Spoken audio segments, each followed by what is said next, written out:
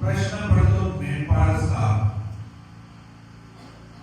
सर्वात पहिले सुवार्ता, सर्वात पहिले गुड न्यूज, आनंदाची बातमी वार्ता कोणाला कळवली?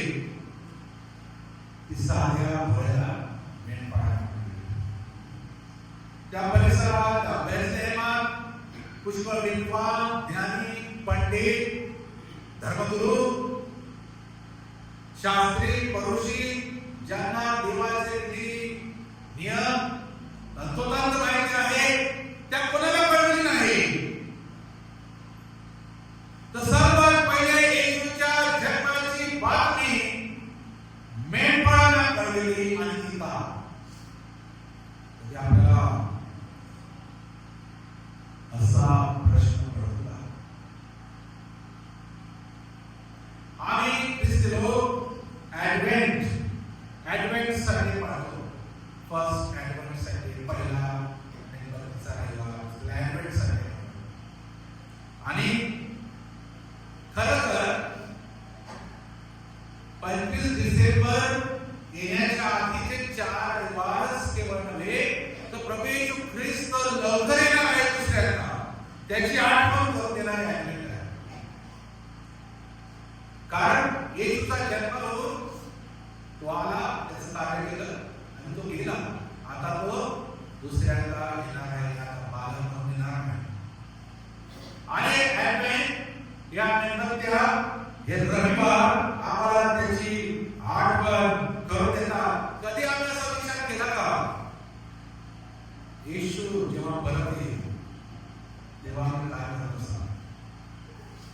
समजा येशू आज आला, समजा येशू संध्याकाळी आला, समजा येशू रात्री आला, आम्ही झोपलेले असाल, आम्ही खेळत असाल, आम्ही उपासना करत असाल, आम्ही प्रार्थना करत असाल, आम्ही त्याची वाट पाहत असणारे असे असाल. कसे असाल? जेव्हा येशू ज्या क्षणाला येईल तेव्हा मी कोणत्या स्थितीमध्ये असेल? हे ऍडवेंट आम्हाला त्याची आठवण करून देतात की येशू लवकर येत आहे. इथे तर आम्हाला माहिती आहे 4 मेणबत्त्या दाखवायच्या आधीच्या रविवार, त्याच्यानंतर आता मेणबत्त्यांचं काम संपलं. आता काय करणार आहे? परत येशू येणार आहे. या मेणबत्त्यांच्या आधी सर्व काही सापडलेलं आहे, पाप लवकर येत आहे. आणि ज्या क्षणाला तो येणार आहे त्यावेळेस आम्ही त्याला कसे आठवणार?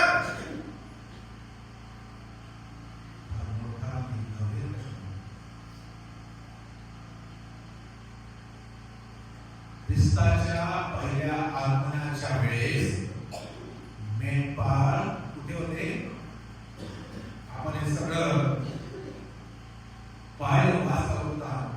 मेंढपाळ राणा म्हणजे ती शेत होती, त्या ठिकाणी मेंढपाळ राहत. म्हणजे मेंढपाळ कामामध्ये व्यस्त होते.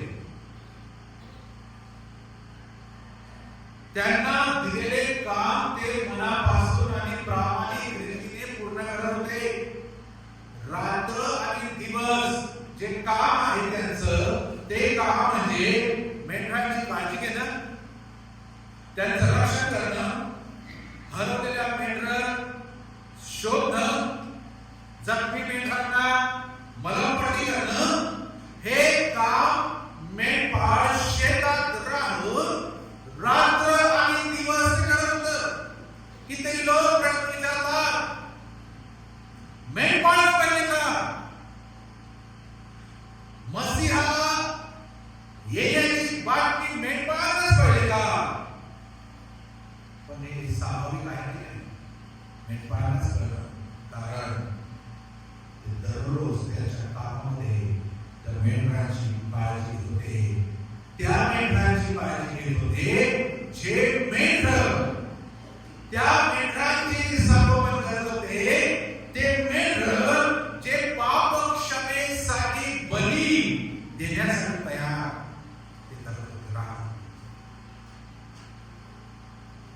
म्हणून योग्य वाटतं या मेंढपाळांचा संबंध लोकांच्या पापांच्या प्रित्यर्थ जे बलिदान होणार आहे, म्हणजे ते मेंढर त्यांच्या कार्यामध्ये त्यांचा संबंध. होईतच नाही मेंढपाळांना. आणि त्यामुळे त्या मेंढरांचं संगोपन करत होते, त्यांची काळजी घेत होते, त्यांच्याकडे त्याचं लक्ष होते. आणि तेच मेंढर अर्पण म्हणून मंदिरामध्ये लोक विकत घेत होते, त्यांच्या पापाप्रीत्यर्थ बलिदान आणि अर्पण देण्याचं. म्हणजे किती पवित्र कार्य आहे. आपल्याला मेंढपाळ होते, काय त्यांना काम दिलं असेल, रात्री आला देऊन सांगितलं आणि रात्र गेली, बस एवढं नाही. मेंढपाळांचा कारण ते बलिदान देणारे जे जनावर होते, जे अर्पण होते, जे मेंढर होते, त्यांची काळजी, त्यांची निगा, त्यांची व्यवस्था सांभाळणारे लोक होते रात्र दिवस.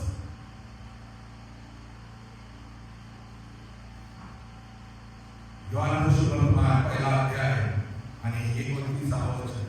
योहान 1 आणि 29 मध्ये आम्ही वाचतो, दुसऱ्या दिवशी सुद्धा आपल्याकडे येताना हा पहा, जगाचे पाप हरण करणारा देवाचा कोकरा. आणि हा देवाचा कोकरा जन्माला आला.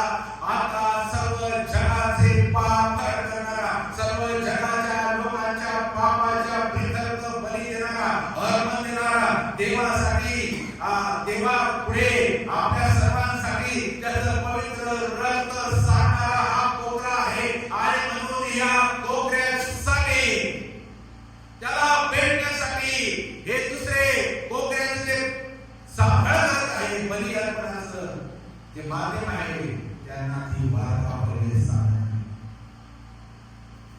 मेंढपाळ शेतात राहतो, एक मोठा धडा आपल्यासाठी.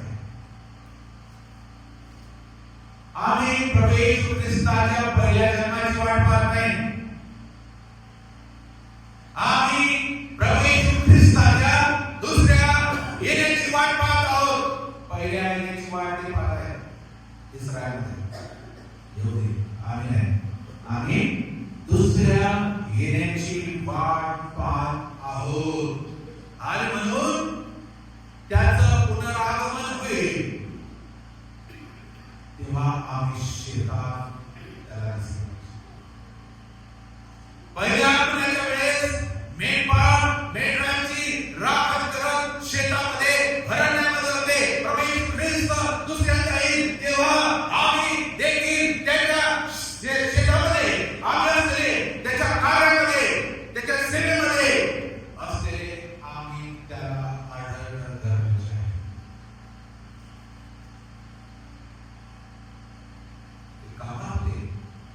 शेतात होते, मेंढरांची निगा होते, मेंढरांचा सांभाळ होते. 24 तास रात्र दिवस त्यांच्या लक्ष होतं. आणि म्हणून त्यांना निवडलं. आणि जेव्हा प्रभू येशू ख्रिस्त दुसऱ्यांदा येईल तेव्हा तो त्या लोकांना निवडेल जे त्याची वाट पाहत आहे, ते त्याच्या शेतात आहे, ते त्याच्या कार्यात आहे, ते त्याच्या कामात आहे.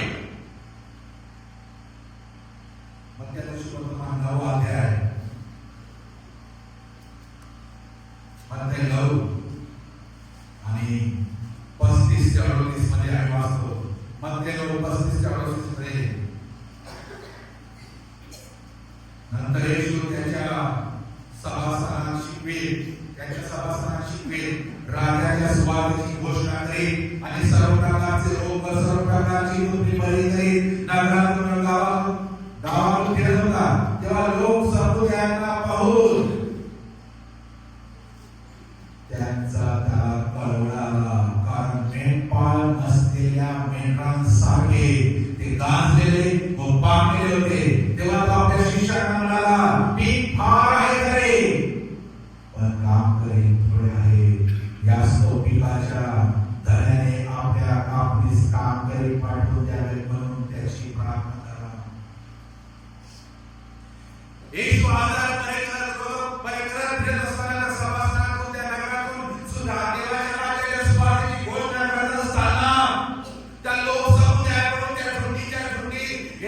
येणाऱ्या लोकांना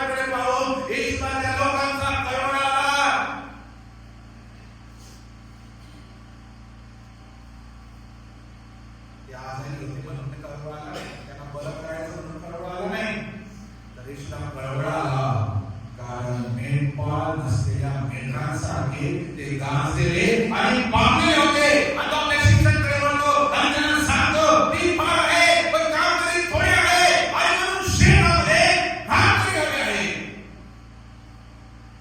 मेंढर आज गांजलेले आणि शब्द वापरलेला आहे पांगलेले, गांजलेले व पांगलेले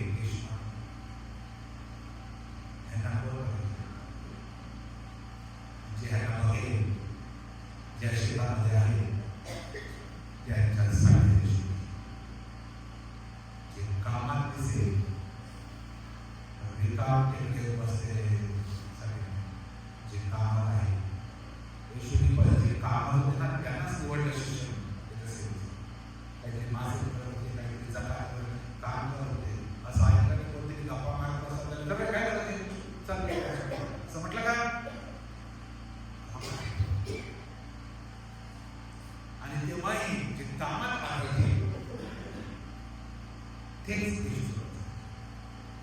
हा फरक आहे. आणि आपल्या शिकवणीतून दुर्बलांना शिक्षण शिकवणारा, आपल्या जखमी तुटलेल्या लोकांना बरे करण्यासाठी येशूने सेवा करायची आम्ही करतो का.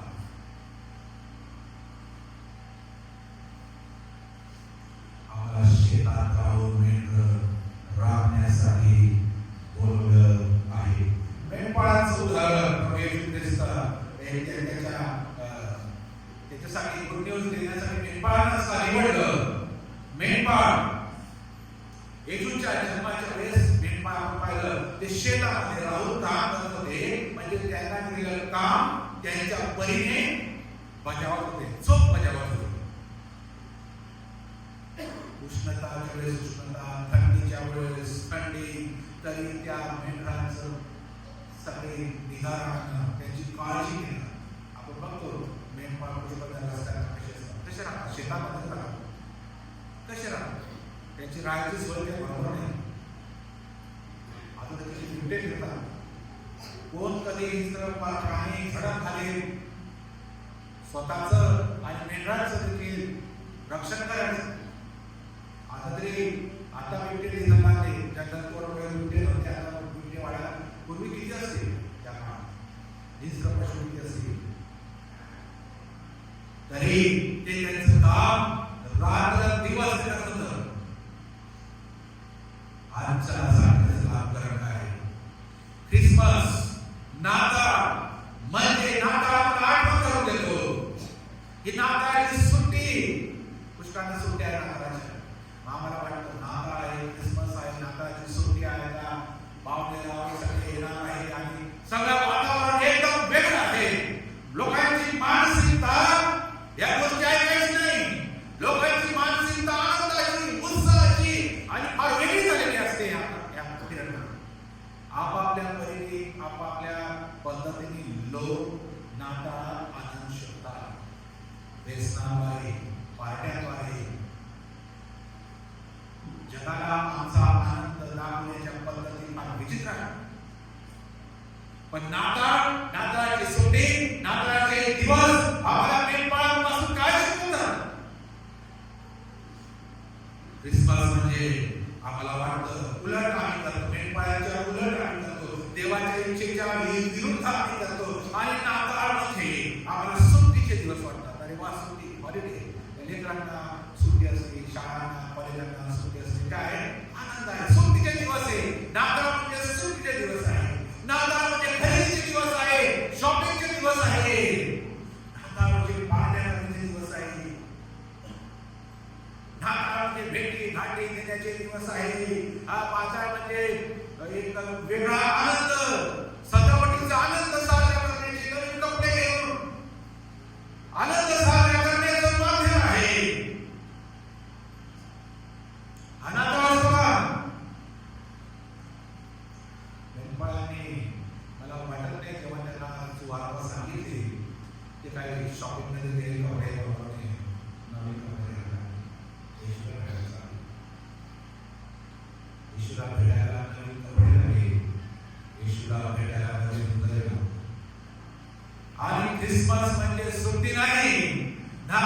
म्हणजे सुट्टी नाही, नाताळ म्हणजे एन्जॉय करणं नाही, नाताळ म्हणजे गोडधोड करणं नाही, नाताळ म्हणजे सजावट नाही, नाताळ म्हणजे नवीन कपडे घालून मिरवणं नाही, नाताळ म्हणजे त्या शेतामध्ये आम्ही काम करत आहोत की नाही, नाताळ म्हणजे हरवलेल्या आत्म्यांना आम्ही शोधत आहोत किंवा नाही. मेंढपाळ हरवलेले मेंढर एक जरी हरवलेला ते शोधून काढतात आणि नाताळ म्हणजे कमकुवतांना सांभाळण्याचे दिवस. जे आमच्यामध्ये कमजोर आहे, जे आमच्यामध्ये अशक्त आहे, जे आमच्यामध्ये पापात अडकलेले आहे, त्यांना सांभाळण्याचे दिवस. नाताळ म्हणजे चर्चमध्ये नवीन विश्वास येतात त्यांचं रक्षण करण्याचे दिवस. नाताळ म्हणजे जे त्रस्त आहे, जे दडपलेले आहे, जे पापामध्ये अडकलेले आहे, त्यांना येशूकडे आणण्याचे दिवस.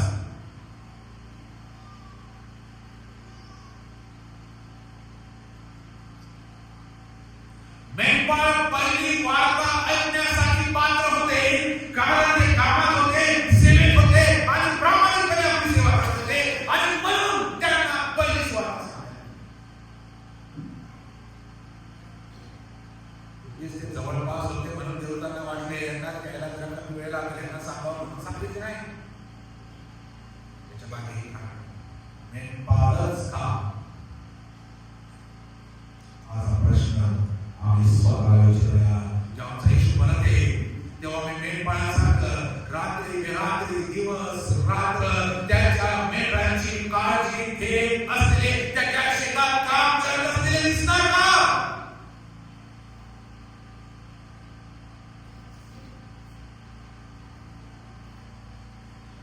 मेंढपाळ आणि बलिदानाची कोपरे, ही मेंढर ही कोपरं मंदिरामध्ये बलिदानासाठी वापरली जायची आणि म्हणून मेंढपाळांचा उत्थानाच्या कार्याबरोबर थेट संबंध आहे.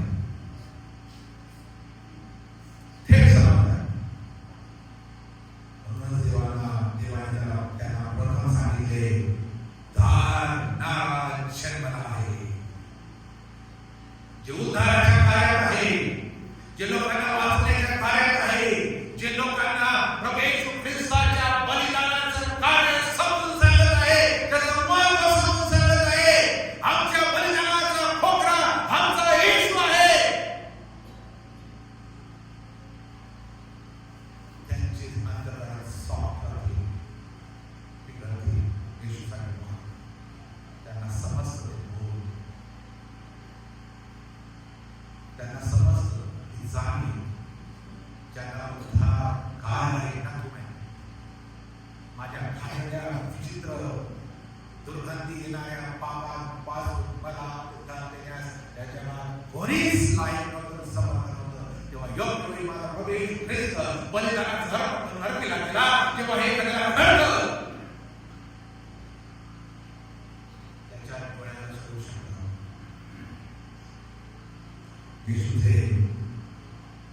येशूचा जन्मोत्सव साजरा करत असताना फक्त उत्सवात करणं नाही, तर ख्रिस्ताच्या बलिदानाचं स्मरण आणि निरीक्षण केलं. ख्रिस्ती लोकांना या गोष्टी कधी समजतील मोठा प्रश्न. त्याच्या काळी ख्रिस्ती लोकांना सत्य समजून ते सत्य आचरण देत नाही आणि भटक्या गोष्टी येशूच्या आधी मानून ठेवल्या असतात. हा नाताळ आहे. क्रिसमस म्हणजे नाताळ म्हणजे ख्रिस्ताचं बलिदान, ख्रिस्ताचं अर्पण, वधस्तंभावर राखणं, त्याचं स्मरण ठेवणं, त्याची आठवण जपणं, बलिदानाच्या कार्यात त्याच्या शेतात असणं, रामकत्व बलिदानाचे अर्पण, मेंढरांचं रक्षण करणं, हरवलेल्यांना मेंढरात आणणं, जखमींना भरभराटी करणं. क्रिसमसच्या भेट वस्तूपेक्षा मोठी भेट येशूचं बलिदान. देवाने त्याच्या पुत्र आम्हाला दिला. क्रिसमसचा खरा अर्थ वधस्तंभावरील भेट, तारणारा जन्मला आहे. हाच क्रिसमसचा मेसेज आहे, जो तारण देणारा आहे, जो उद्धार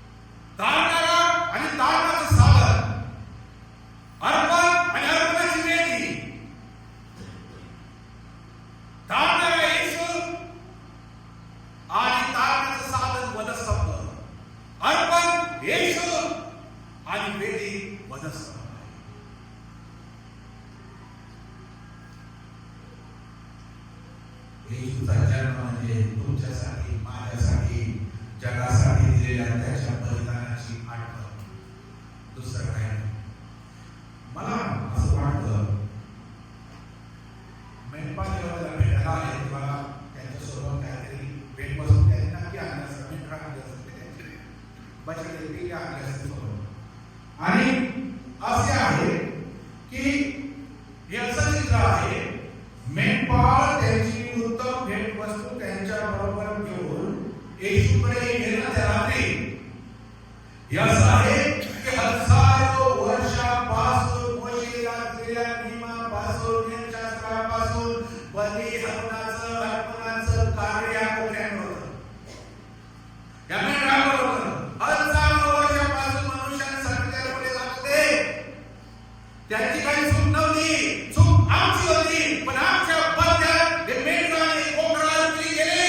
हजारो वर्ष त्यांचं निष्पाप रक्त सांडण्यात आलं, पण ते रक्त आमचं पाप पूर्णपणे नष्ट करण्यासाठी समर्थ होतं. काय वेळासाठी? देवाचा क्रोध थांबला जायचा, त्याला कवर व्हायचं, पापाला झाकलं जायचं, त्याच्या रक्ताद्वारे देवाचा राग थोड्या वेळ शांत व्हायचा.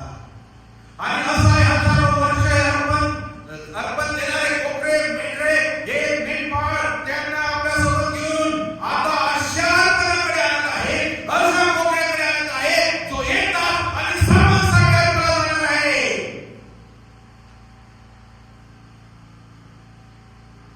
आता जुनी व्यवस्था, जुनी परंपरा, जुन्या चालीरीती आता संपल्या आहे.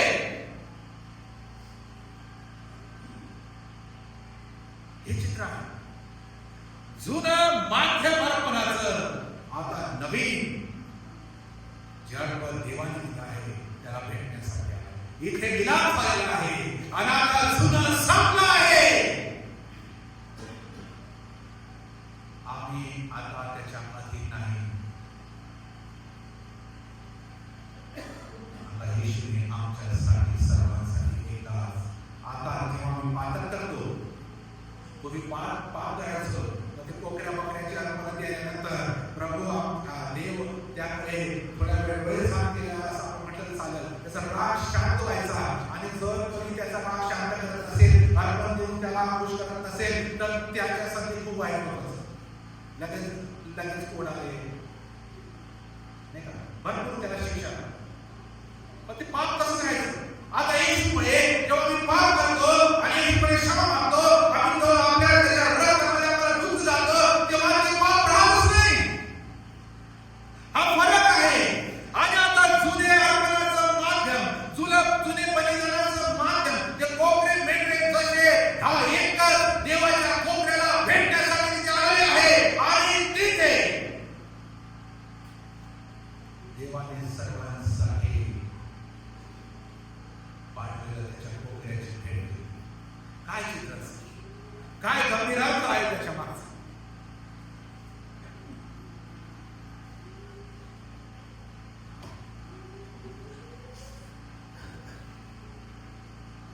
आणि ही गोष्ट ख्रिस्ती लोकांना अजून समजत नाही. मेंढपाळच का, मेंढपाळालाच का पहिले सांगण्यात काहीतरी काय. खूप विद्वान, खूप हुशार, खूप पंडित, उच्चभ्रू त्या शहरामध्ये कोणाला कारण त्यांना फक्त इथे माहिती आहे, त्यांच्या धर्माला आहे, पण कोणी शोध घ्यायला तयार नाही. कोणाला फिकीर नाही, कोणाला काळजी नाही, कोणी तसदी घेत नाही.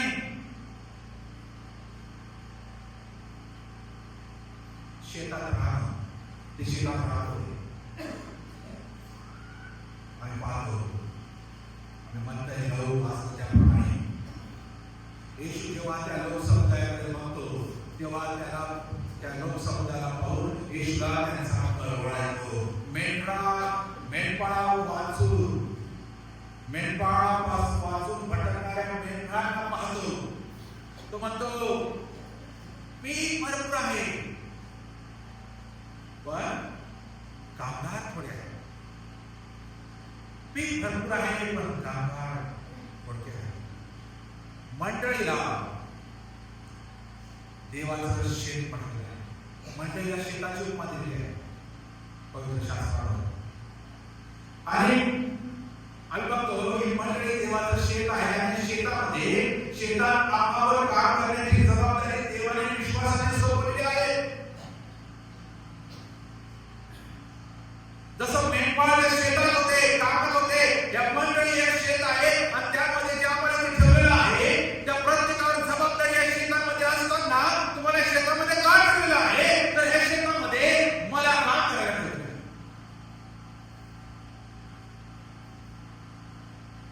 माझ्या एक वर्ष आयुष्यामध्ये मी या शेतामध्ये किती आणि कोणतं काम केलेलं आहे याची जर आम्ही गोळाबरीच केली, याची जर टोटल मारली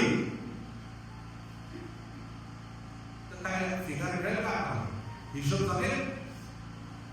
माझं आयुष्य या शेतामध्ये राहून आजपर्यंत किती वर्ष किती दिवस झाले या सर्व आयुष्यात मी देवासाठी या शेतामध्ये काय काम केलंय? एकदा गोळाबरी होऊ द्या, एकदा टोटल मारली जाऊ द्या. वर्षाच्या आधी काय केलं? नुसतं आरामात विसावा घेत आराम म्हणजे तो लढो कपडे सांभाळते दुरूनच बघायची भूमिका घेतली.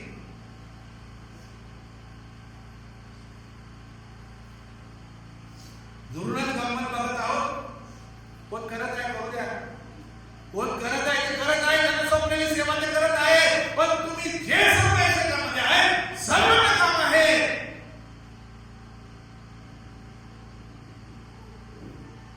एक दिवस या शेताचा मालक होईल. तो दिवस खूप दूर नाही. एक दिवस या शेताचा मालक येईल आणि तो सर्वांकडून हिशोब मागेल. एक पण सुटणार नाही, एकाचं बी कारण चालणार नाही. प्रभूजी माझं असं होतं, माझं तसं होतं. प्रत्येकाला हिशोब शेताचा मालक घेणार आहे. तेव्हा मला हिशोब देता येईल का? प्रत्येकाला ज्या गिफ्टिंग टॅलेंट जे काही दिलेलं आहे देवाने आमच्याकडे त्या माध्यमातून आम्ही शेतामध्ये काम करत आहोत का? लुकाचं सुवर्तमान 10 अध्याय आणि दुसरं वचन लूक 10:2.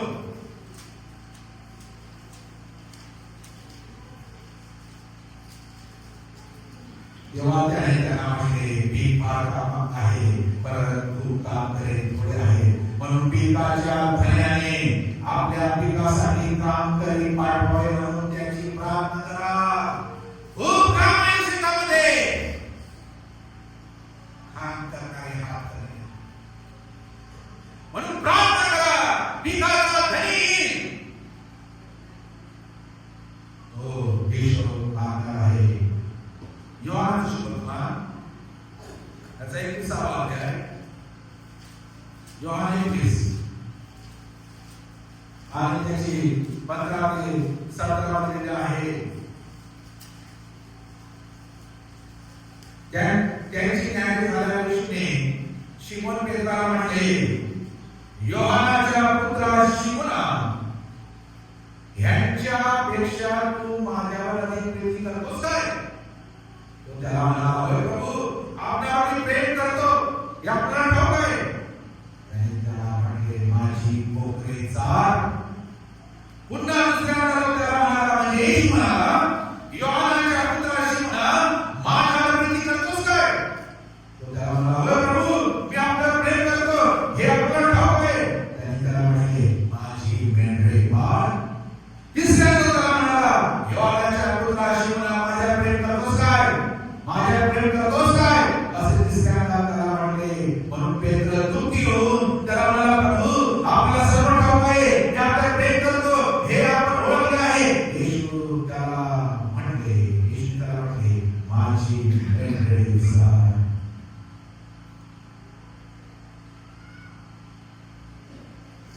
काय सांगतो येशू? जर तुम्ही माझ्यावर प्रेम करता, जर तू माझ्यावर प्रीती करतो तर काय कर? दान दे, पाकिट दे, गाणे म्हण, काय कर?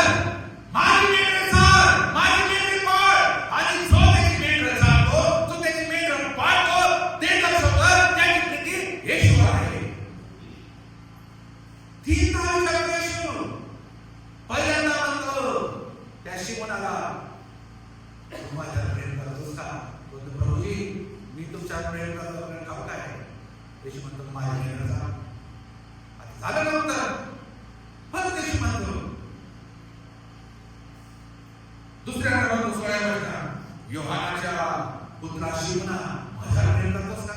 परंतु म्हणतो, तुम्हाला ठाऊक आहे प्रभू, माझं तुमच्यावर प्रेम आहे. येशू म्हणतो, माझी मेंढर पाळ. आता झालं ना बोलता, बरं. येशू म्हणतो, योहानाच्या पुत्राशी म्हणा, माझ्यावर प्रेम करतोस का? त्याला आता दुःख वाटतं, खिन्न होतं. चिमण, प्रभू तुला माहिती विचारलं करतो, माझी मेंढर का बरं दिला? का दिला? विचार केला आपण दिला ना ते उत्तर. एकदा दिलं, दोनदा दिलं, तीनदा दिलं. येशू तीनदा विचारलं, तुझी माझ्यावर प्रीती आहे का? हे श्वास विचार करणार होते, तुमची माझ्यावर प्रीती आहे का? मला एक गिफ्ट नको, मला एक काय नको, मला काय नको. जर तुम्ही माझ्यावर प्रीती करता, जर तुम्ही माझ्यावर प्रेम करता, माझ्या क्षेत्रामध्ये माझी मेंढर चाला, माझी मेंढर पाळा.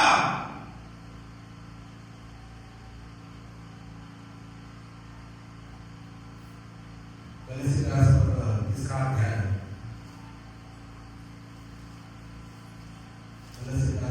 तिसरा अध्याय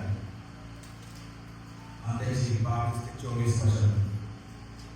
दासांनो, तुम्ही सर्व गोष्टी आपल्या व्यवहाराच्या धन्याच्या आज्ञा पाळा.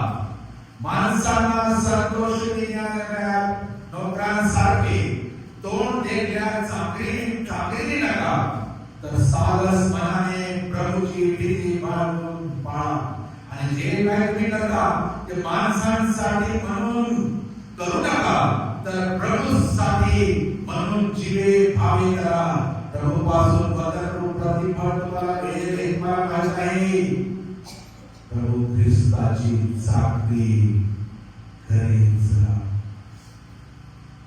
जेव्हा आम्ही शेतात आहोत, जेव्हा आम्ही मंडळीत आहोत, आणि जी काही सेवा आम्ही करतो, जे काही काम आम्ही करतो, मेंढर सांभाळण्याचं, मेंढर पाळण्याचं, मेंढर राखण्याचं, त्यावेळेस ज्या काही गोष्टी तुम्हाला सोपल्या आहेत, त्या तुम्ही करत असताना तोंड देखल्या करू नका.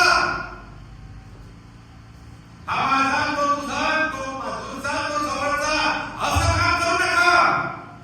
तर सारस मनाने प्रभूची भीती बाळगून ते करा. आणि जे काही तुम्ही करता ते माणसांसाठी म्हणून करू नका, देवासाठी करा. प्रत्येक मेंढरू ह्या शेतामध्ये जे प्रभूने माझ्या समोर दिला आहे, माझ्या घरात असेल, माझ्या शेजारी असेल, माझ्या गल्लीत असेल, माझ्या गावात असेल, माझ्या मंडळीत असेल, त्याची जबाबदारी कोणाची आहे हे आम्ही दोघं आज एकट्यात नसणार. कोणाची जबाबदारी आहे?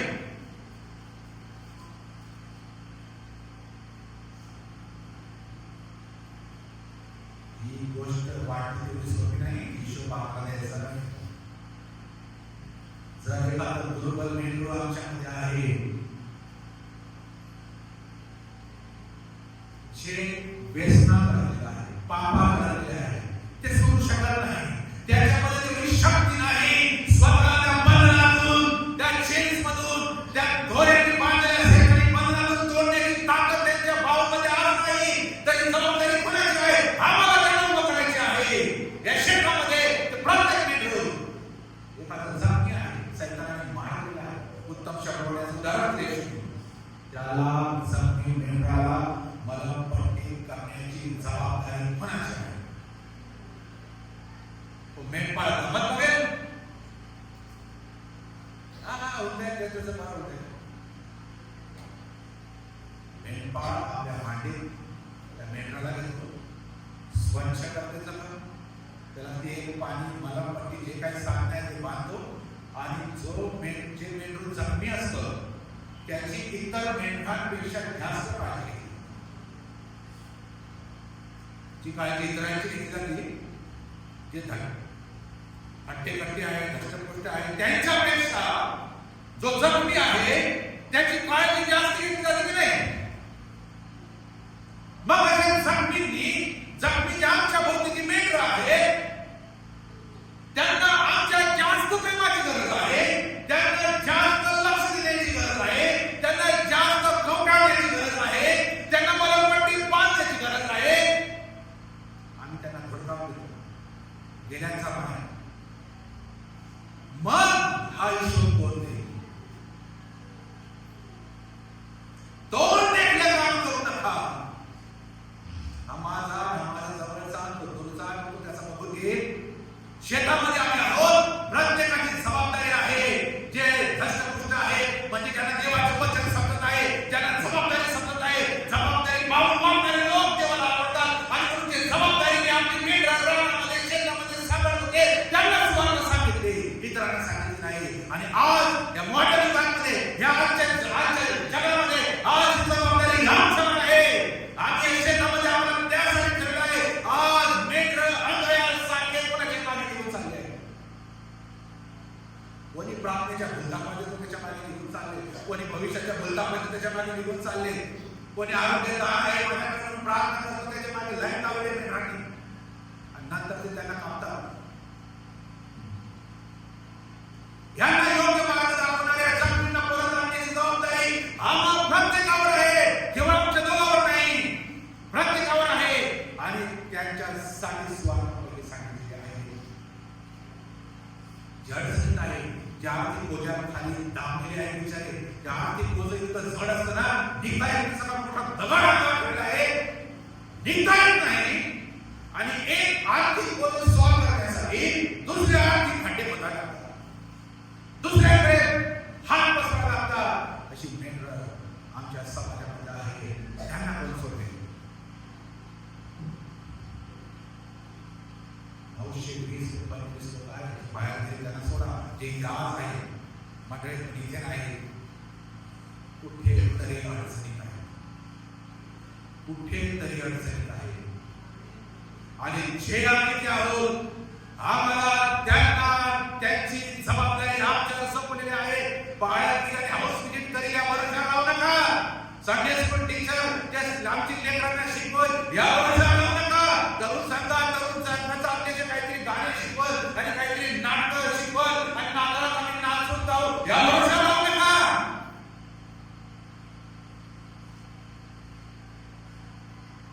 आम्हाला त्यांना वाचवावं लागेल. या शेतामध्ये काम करण्यासाठी प्रत्येकाची जबाबदारी. फक्त 2-3 लाखांच्या कितीतरी गोष्टी आहेत. सैतानाने त्या मेंढरांचे डोळे घट्ट पट्ट्याने बांधून दिलेले आहेत. त्यांना सत्य समजतच नाही. किती ओळखून सांगा, नाही समजणार, नाही सांगता देवाच्या वचनाच्या गोष्टी लावल्या त्याच करतील.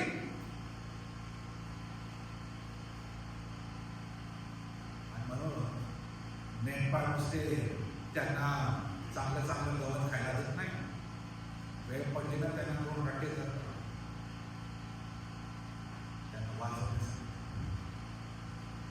आणि त्या लांडग्यांपासून त्यांचं रक्षण करण्यासाठी आज हे लांडगे आमची मेंढरं सोडून त्यांचं भक्ष करणार. त्यांना कोण सोडून बाळगांच्या भरोशावर सोडून मोकळे गेले. या आपल्या रक्तमासाचे लोक आपल्या मंडळीच्या नाता आहे, जे कामात आहे त्यांच्यासाठी येशू आलेला आहे, त्यांना सुवार्ता दिली आहे, ते त्या शेतामध्ये आहे. इमानदारीने प्रामाणिकपणे मनुष्यात देत नाही, कोणाचं तोंड पाहिजे नाही, तर सर्वांना साठी ट्रीटमेंट देऊन प्रत्येकासाठी झटणारे आणि जो गरजवंत आहे, जो अशक्त आहे त्याची जास्त निगा राखणारे म्हणून आम्हाला ठेवलेलं आहे. आम्ही चालत बोला म्हणजे आम्ही धार्मिक नाही, जे येऊ शकत नाही त्याची जबाबदारी आमच्यावर सोपवलेली असताना जर आम्ही ती पाळत नाही, आमच्या शेजाऱ्याची जबाबदारी आमच्यावर आहे.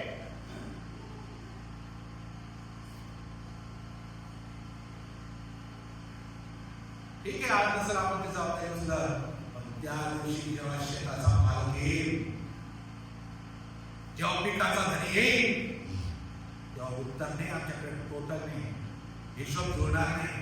किती आम्ही सांगितलं मी असं मग मी घरात प्रार्थना केली ना तेव्हा त्यांनी तिथे बरबाव म्हणून घरात गेली आणि जाणं त्याच्याकडे घरात कशाला करतो? त्याला तुझ्या प्रार्थनेपेक्षा दुसऱ्या गोष्टींची जास्त करत. उत्तम शास्त्राचं उदाहरण त्यासाठी दिलेलं आहे की मोठे लेखनी आहेत त्याच्याकडून निघून गेल्या ते मग तुला आशीर्वाद निघून गेले, पण त्याला त्याची गरज नव्हती.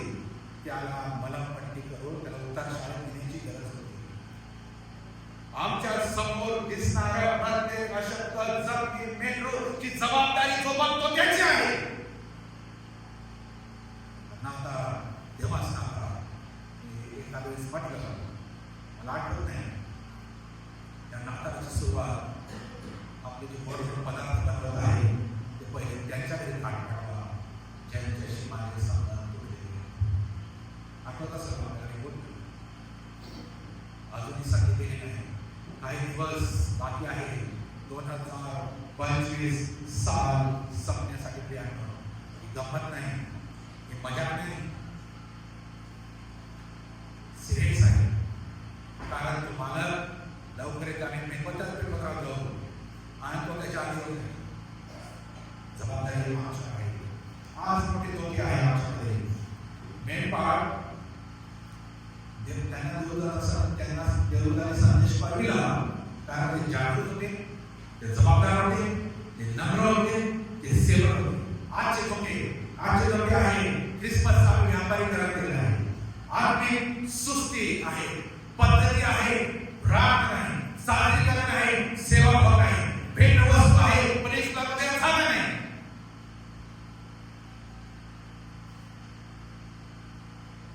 ख्रिसमसची खरी तयारी प्रार्थना, पश्चाताप, सेवा, संबंध सुधारणे, अपमान केलेले माफ करणे, सेवेमध्ये पाऊल ठेवणे, तुटलेल्यांना उभं करणे, ही तयारी. परत सांगतो, ख्रिसमसची तयारी विचार काय काय केली? कपडे घेतले का? हो. हे घेतलं का? ते. हे आणलं का? ते. हो. ही नाही तयारी. तयारी आहे प्रार्थना, पश्चाताप, सेवा, संबंध सुधारणे, अपमान माफ करणे, सेवेमध्ये पाऊल ठेवणे, तुटलेल्या उभे करणे. हा देवाचा संदेश आमच्याकडे आहे. तुमच्यासाठी तारणारा जन्मला आहे आणि तो तारणारा जन्मला आहे त्याच्यासाठी आम्ही काय करत आहोत?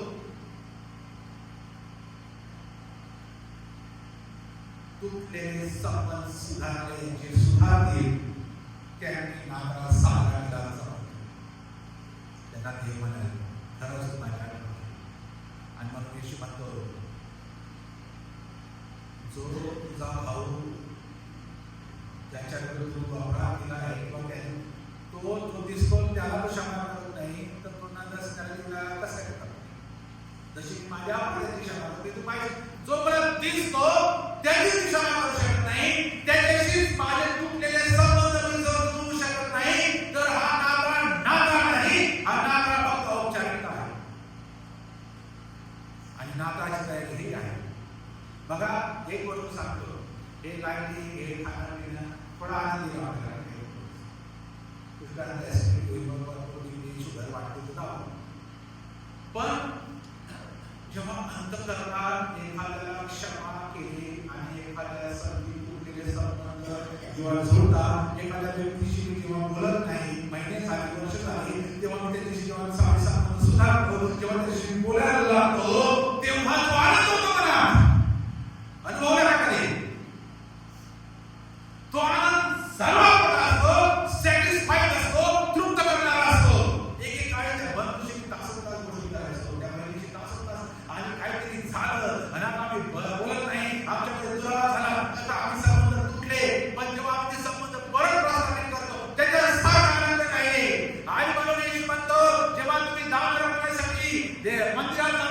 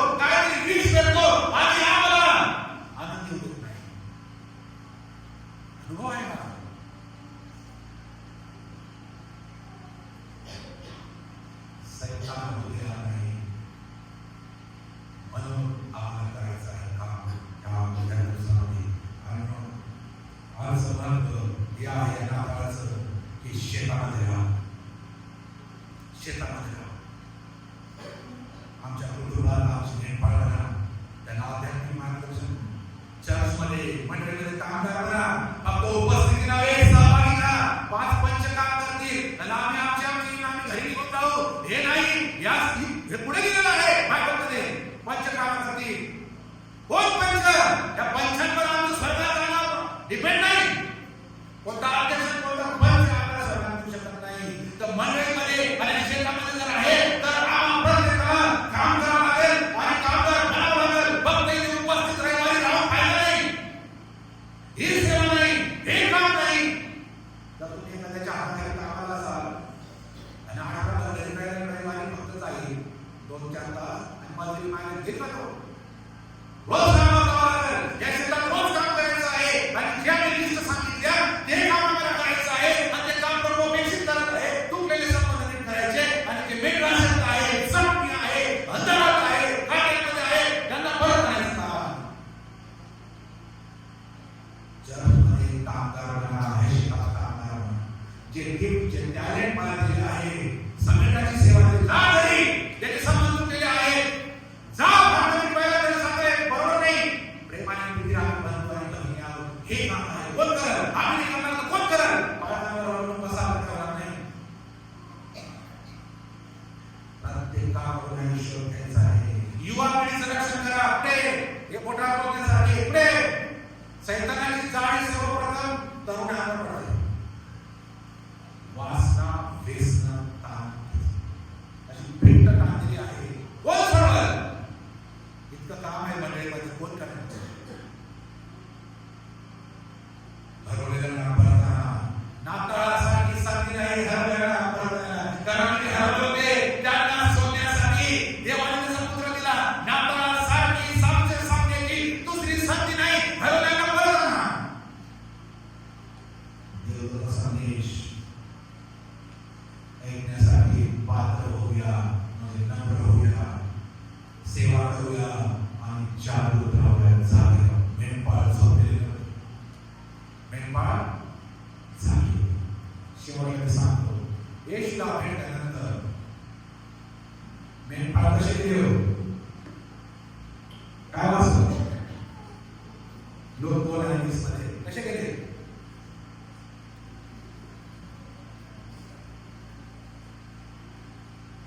लोक 2:20 मध्ये नंतर मेंढपाळ त्यांना सांगण्यात आले होते त्याप्रमाणे त्या सर्व गोष्टी ऐकून व पाहून देवाचे गौरव व स्तुती करीत परत गेले.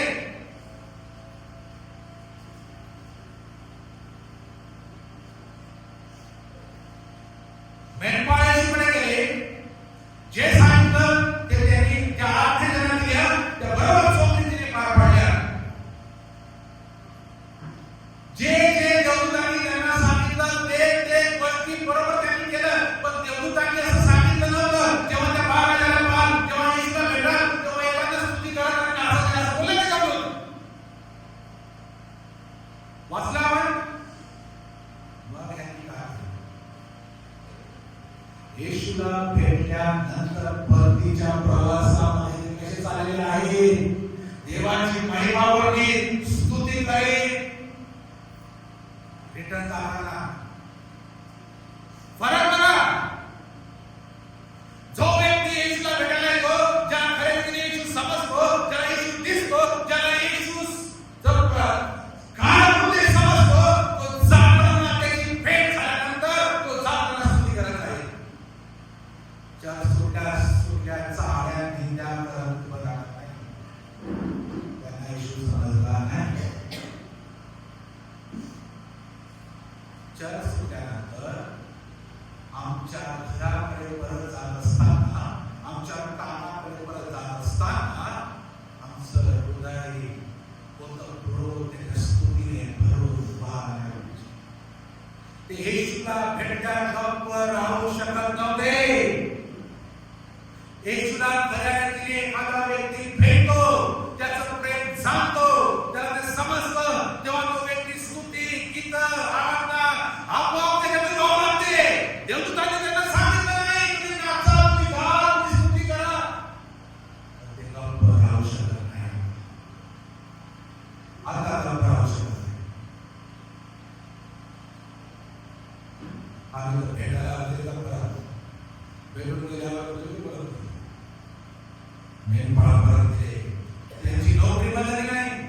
असं नाही येशूला भेटावं म्हणून केलं सगळं. येशूला भेटण्यात त्यांची नोकरी बदलली नाही, त्यांची परिस्थिती पण बदलली नाही. श्रीमंत नाही झाले.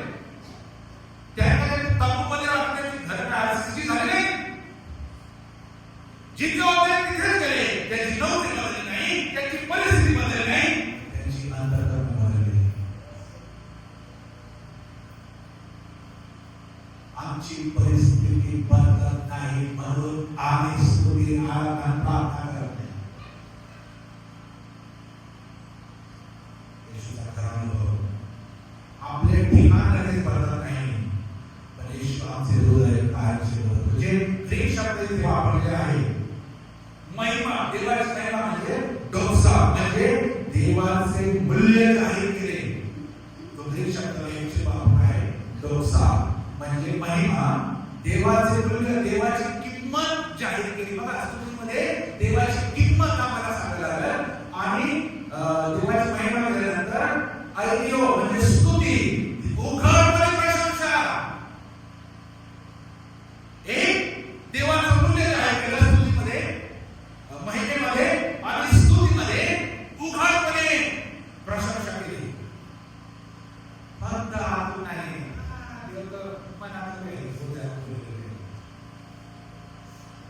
आपल्याला प्रॉब्लेम आहे. किती खरी स्तोत्र दिलेले आहे. उच्च स्वराला, उच्च स्वराने स्तुती करा. असं गप्प गप्प करा मनात सगळं आहे. ठीक आहे मग चालू दे. तुला शास्त्रात दिलं समजत असेल तर काय हे सांगायच्या शिकायच्या गोष्टी हे तो येशूला भेटल्यानंतर ती व्यक्ती गप्प राहू शकत नाही. मनातल्या मनात नाही. उच्च स्वराने उघडपणे प्रश्न, उघडपणे कोणी ऐको कोणी काय बोललो मला माहिती नाही, मला समजलंय, मी करेन. येशूचा अनुभव खूप तर ठेवता येत नाही. स्तोत्र 34 आहे. स्तोत्र 34 आणि 1 मध्ये आहे.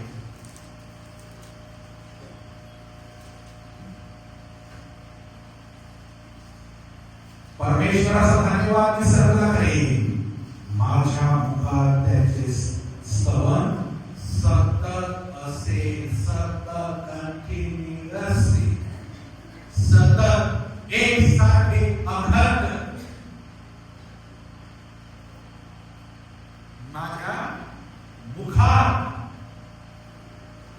माझ्या मुखात त्याचे स्तवन सतत असेल.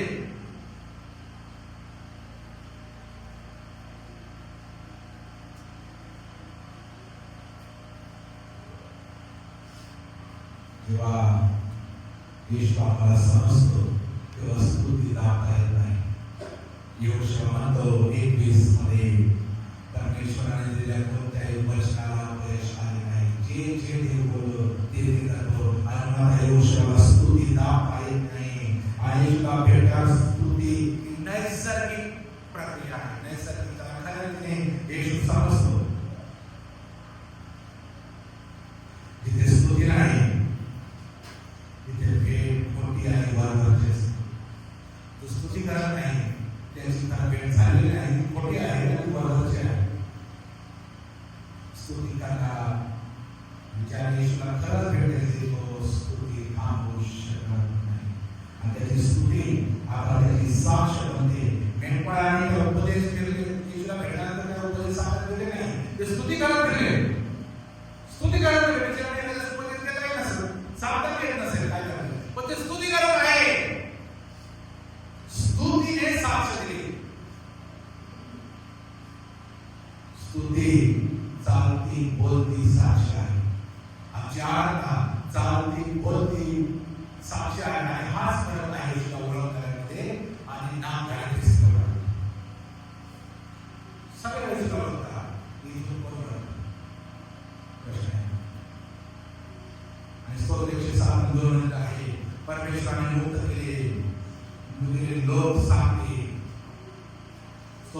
7 आणि 2 मध्ये आहे, परमेश्वराने उद्धारले जन असे म्हणू, आणि त्यासाठी शब्दाच्या काव्यातून ज्यांना परमेश्वराने उद्धारले जे आहे, परमेश्वराचे उपकार करण्याला चांगला चिंता असणार नाही.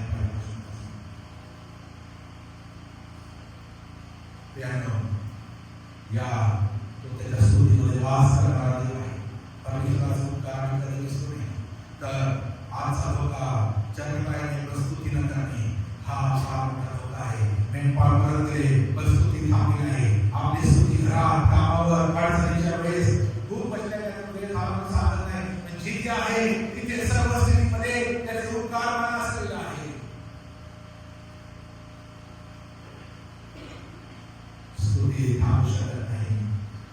म्हणून येशूला भेटल्यावर ती स्तुती आराधना आमची देखील थांबेल. ही प्रार्थना करू की प्रभू, मेंढपाळासाठी आम्हाला तुला भेटल्यावर तुझे नाव उघडपणे तुझी महिमा करण्याचं धैर्य दे. आमची स्तुती फक्त गाण्यात नाही, तर आमच्या जीवनात